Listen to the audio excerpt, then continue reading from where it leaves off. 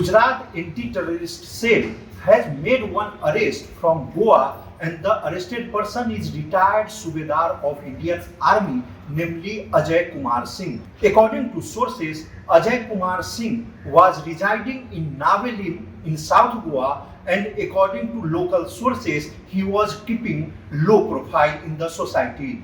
But according to information from Gujarat ATS, one lady, namely Rashmani Pal, who is resident of Dadra and Nagar Haveli, was in touch with this Ajay Kumar Singh, and both were regularly sending the information related with national security to the Pakistani agents.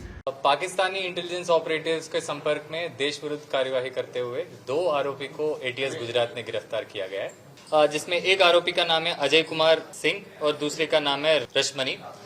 जो पहला आरोपी अजय कुमार सिंह जो है अभी हाल गोवा में रहता है, एक डिस्टिलरी में सिक्योरिटी ऑफिसर तरीके काम करते हैं, मूल निवासी बिहार का है।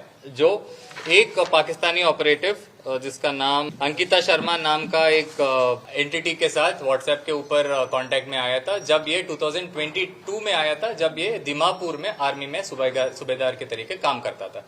तब से लेके अभी तक ये कांटेक्ट में रहा था। कॉन्स्टेंटली आर्मी के अलग अलग मूवमेंट, आर्मी ऑफिसर्स के बदली, इनका जो भी इंफॉर्मेशन है ये अंकिता शर्मा के साथ ऑनलाइन में शेयर करता रहता था। उसके अलावा उसके कहने से इन्होंने एक ट्रोजन मालवेयर भी इसके मोबाइल में इंस्टॉल किया गया था जानबूझ के, ताकि इसको बार बार शेयर करना ना पड़े, और जो भी इसने जासूसी आर्मी का जो भी सिक्योरिटी इन्फॉर्मेशन, इंटेलिजेंस इन्फॉर्मेशन इसने अगर इंस्टॉल किया उसके अकाउंट में, तो फोन में ऑटोमेटिकली उनके पास पहुंचा जाता था।